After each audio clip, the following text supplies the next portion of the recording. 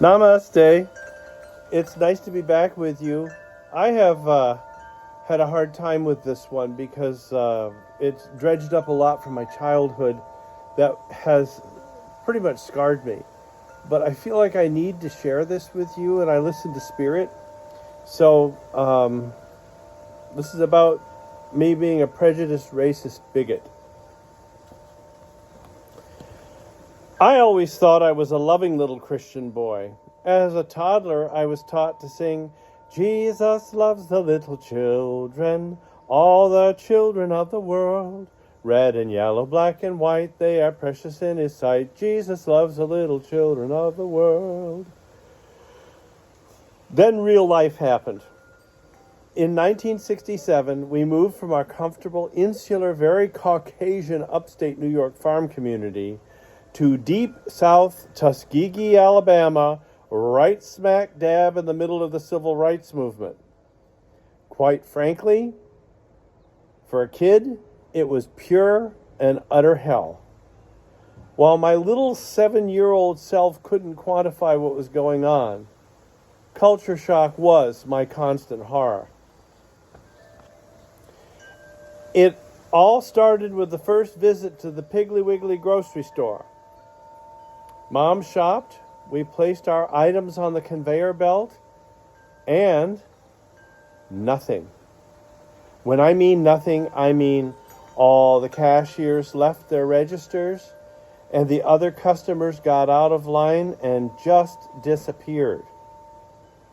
My poor, bewildered mother waited, looked panicked in realization of what was occurring, dropped her head in red-faced shame, told us kids to be quiet, and we slinked outside.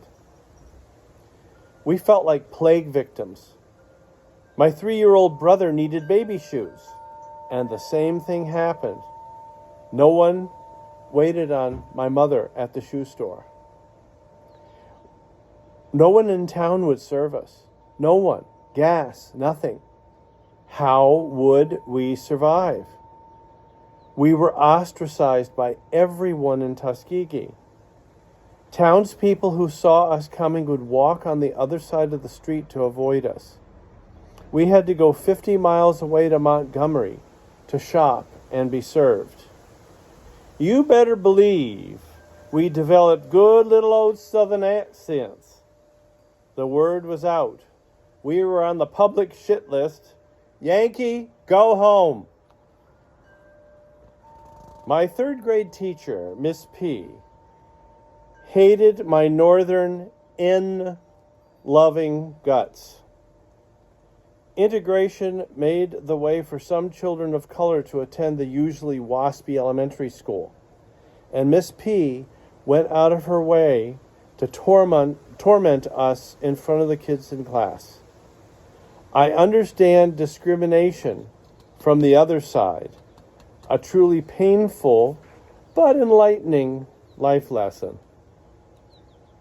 I just want to, as an aside, say, when a Southern woman says, "Why, bless your heart," be certain that you are on her shit list. If she coldly offers to pray for you, run, don't walk. I developed a pronounced stutter, totally shut down emotionally, and almost failed 3rd grade. Going to a Southern church in the late 60s held its own trauma and shock. Imagine a 7-year-old's visual perspective while going past police officers and sheriffs with pistols on each hip. It was terrifying and confusing going to worship a supposedly loving God, and yet you were going to use lethal force to bar people of color from attending their church. I had always loved Sunday school, singing, pageants, recitations, choirs, pipe organs, the whole 9 yards. This place was foreign to me. Not good. When we sat down in the pew, everyone in the 3 rows in front and behind of us got up, shook the dust from their shoes, and moved away from us. I guess at that time the Civil War really wasn't over. We even attended a black church, but we were not really welcome there either. Their population was fearful of reprisals from the Klan. What were we to do? We always went to church.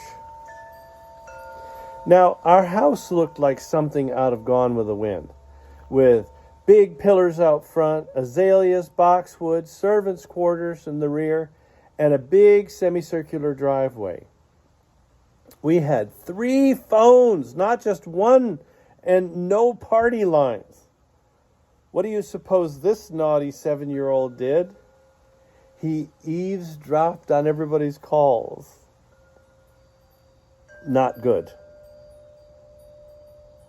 We got a call from the local chapter of the Ku Klux Klan, and they were intimidating my mother while Dad was at work. In later years, I figured out what I overheard, and it was bone-chilling. Now, y'all want those pretty little kids to grow up, don't ya? Maybe the best thing y'all could do is move up back north where y'all belong. Imagine threatening the lives of little children. My very sweet mother lost it, and we lost her. She went away emotionally and mentally and has never come back to us. She got seriously ill with pleurisy and almost died. God bless the local doctor who broke the line and helped her. I do not think my father took her suffering seriously until she left him totally in charge of 4 children in a household. We even had to hire a servant. Mamie was a sparkling gem amid all the darkness. She could cook, clean, change diapers, take care of 4 children, sing, nurse my ailing mom, be cheerful, all at once it seemed. The first time she asked to use the bathroom, we showed her ours. I was totally perplexed by the abject look of fear in her eyes. Ain't no black woman using a white man's toilet. We didn't understand all the race-inspired separate bathrooms, you're going to get bugs and diseases from them bullshit. Boy, did we ever get a talking to. After the necessary education, we understood the need for servants' quarters and their separate plumbing. As a kid, I thought this was the dumbest thing I ever heard of. If you have seen the movie The Help, it's very accurate, and you will understand the stark reality of the times. Then there was the bomb. In the middle of the night, some idiot detonated some sort of explosive device in front of our house. Talk about terrifying. And you guys wonder why I'm so messed up. The windows amazingly did not break, but the pillars of our entranceway were all sooty. My father, much to his credit, finally took action. He arranged a meeting with the Grand Wizard of the local KKK, Good Old Boys Club. Except for my parents' heavily veiled conversations, I do not know what was discussed, but it was effective. I believe it was made clear that we were not civil rights activists, but that my parents just wanted to raise a family. That's it. Wow. Talk about a change. The intimidating phone calls ceased and the threats. We could go to church. Everybody went out of their way to be nice. We got invited out to people's houses. We could shop locally, and my treatment at school improved. Even today, I have a hard time understanding what all happened. I really have no tolerance for two-facedness.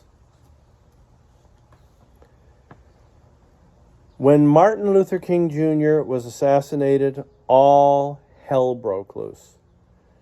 There were riots, broken downtown windows. A yellow stripe was painted up the back of the Jefferson Davis statue in the park. Oh my God. Black people were hung in their front yards. School was canceled and life stopped. It was a war zone of fear and destruction. We just left that week. We moved. Hell, we got out of Dodge real fast. Well, where did we move to? Washington, D.C. area, where all the huge riots had simultaneously been raging. Now, we lived there 20 plus years, but at the time my mother was so afraid after the past year's experiences, she couldn't even go to the grocery store without my father. I don't blame her. Seriously, Gentile, Virginia was light years better than where we had been, but the serious damage had taken a huge toll on us. I don't think any of us have completely dealt with our Alabama experience. Writing these last few pages has truly helped me process some of the pretty deep stuff from a long time ago. And that's really one of the reasons why I moved to Canada. I'm getting to the place where I can forgive my country for all the discrimination that I have received, for my lifestyle choices, etc. Now, having been discriminated against, does that make me immune? Unfortunately, no. The most difficult revelation has been uncovering the cultural racism and ethnocentricity in myself. During my childhood, one of the most used phrases in upstate New York was, "Well, that's mighty white of you." There was an unspoken superiority, like being white just automatically made you better. It was an assumption that was never questioned. We were totally blind to it. Anyone that wasn't a white Anglo-Saxon Protestant was somehow less than. Even growing up in Virginia, my parents would not allow me to have friends who were of other races. I couldn't talk to Catholics. I couldn't talk to Jews. I couldn't go to movies or listen to rock music either. The churches and society in general are so afraid of anything other. My sheltered, insular life has certainly not helped me in the real world. My exposure to other races, cultures, and beliefs have truly enriched me, making life more interesting. It has been a rocky learning curve with many extremely painful lessons. I am so very grateful that I'm finally able to pull my head out of my ass. It's nice to breathe. I have a new Iranian Zoroastrian housemate, and I am certainly learning a lot, but now I'm open to it. Wish me Godspeed on this journey. I love you. Namaste.